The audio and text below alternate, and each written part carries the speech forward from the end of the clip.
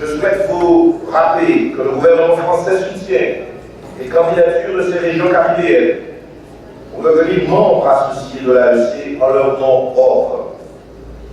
La Guadeloupe et la Martinique, ici présentes, ont déjà fait connaître leur volonté d'engager des négociations avec l'association.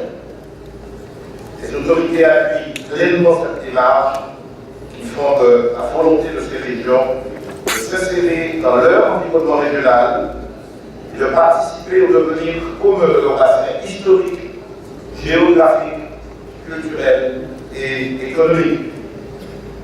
Ces régions participent déjà activement, avec assiduité, aux travaux des comités spéciaux. La Guadeloupe a été réélue lors de la réunion ministérielle de Panama du 22 février à la vice-présidence des comités sur les catastrophes naturelles et sur le développement du commerce, tandis que la Martinique accède pour la première fois à la présidence du comité du tourisme durable, tout en continuant à assurer la vice-présidence du Conseil des représentants nationaux du Fonds spécial.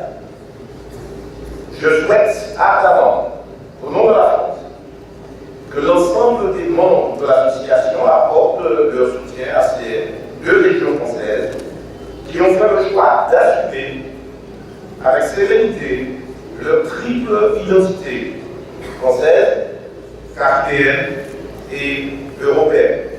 Nous comptons sur la détermination du secrétaire général de l'AEC pour faire aboutir dans les meilleurs délais les démarches d'adhésion en cours. La Caraïbe fait partie des nations géographiques qui présentent un fort potentiel de croissance. La France souhaite que ces territoires d'outre-mer puissent être le point d'ancrage d'un réseau de coopération reconstruit et renouvelé, non seulement dans la Caraïbe, mais dans tous les océans où nous sommes présents.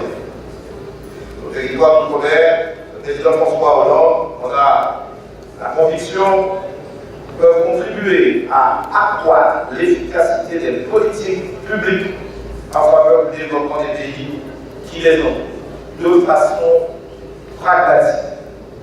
C'est aussi une condition du développement des outre-mer français. Sans sous-estimer les freins et les obstacles, le co-développement doit devenir une réalité pourvu qu'il soit le fondement d'une relation gagnant-gagnant.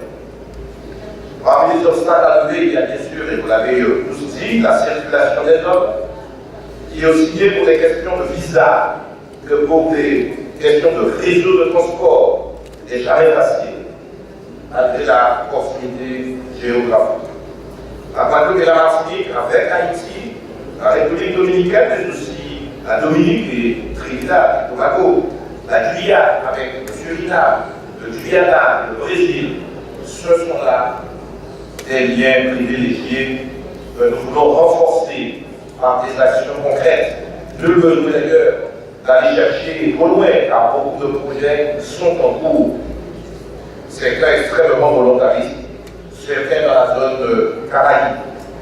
Que ce soit pour s'approvisionner en carburant dans l'environnement géographique, ou nouer des relations commerciales, plutôt des biens et des services, mais aussi de l'économie du savoir, ou de celle de la transmission énergétique, qui sont des enjeux majeurs aux Outre-mer.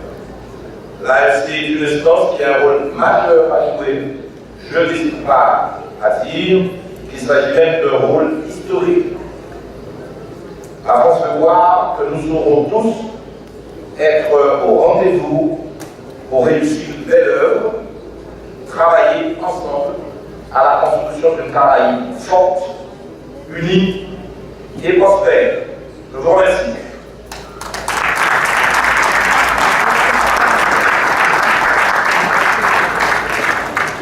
Merci, ministre Victorin Lurel. Merci pour votre présence. Merci pour vos mots gentils à l'égard d'Haïti. Merci de comprendre, de défendre la volonté de la Martinique, de la Guadeloupe, de s'associer à cette association qu'elle a laissée, à ce regroupement qu'elle a laissé. Merci d'être ici et de rehausser l'éclat de ce sommet. Nous allons maintenant, je saisis aussi l'opportunité, Monsieur le ministre, de vous remercier pour l'assistance que vous apportez à Haïti, assistance très importante. Merci encore. Nous allons maintenant accorder la parole à la délégation du Costa Rica,